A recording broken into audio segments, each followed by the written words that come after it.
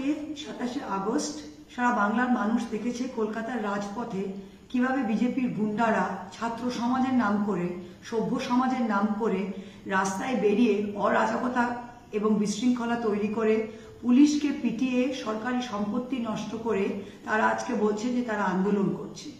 এই আন্দোলন সফল হয়নি বলে আবার আগামীকাল বাংলার বন্ধ ডেকেছে বিজেপি বিচার চায় না, তারা কারোর জন্যই বিচার চায় না। তারা শুধু চিফ মিনিস্টার, মুখ্যমন্ত্রীর গদি এবং সরকারটা বিনা ভোটে জিতে অগণতান্ত্রিক ভাবে তারা এই ক্ষমতা দখল করতে চায়। আগামীকাল আমি সমস্ত কৃষ্ণনগর লোকসভার মানুষকে বলতে চাই, যানবাহন চলাচল একদম স্বাভাবিক নর্মাল থাকবে। স্কুল, কলেজ, সরকারি প্রতিষ্ঠান, আদালত, অফিস সব খোলা থাকবে। আমি নিজে জেলায় আছি এবং নিজে আমি বেরোবো। আর প্রত্যেকটা বাজারকে বলছি, বাজারে সবসময় যারা দোকানদার আছে ওরা ভাঙচুরের ভয় পায়, ওরা ঝামেলার মধ্যে যেতে চায় না। সবাইকে বলছি আপনারা ভয় পাবেন না, সকালবেলা সমস্ত দোকানপাট আপনারা খুলুন, পুলিশ প্রশাসন সহযোগিতা করবে। কোথাও একটুখানি ঝামেলা হলেও আমাদেরকে জানান, পুলিশ প্রশাসনকে জানান।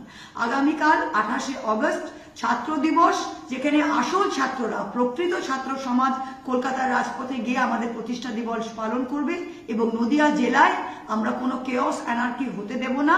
এই বন্ধটা কমপ্লিটলি ইললিগাল।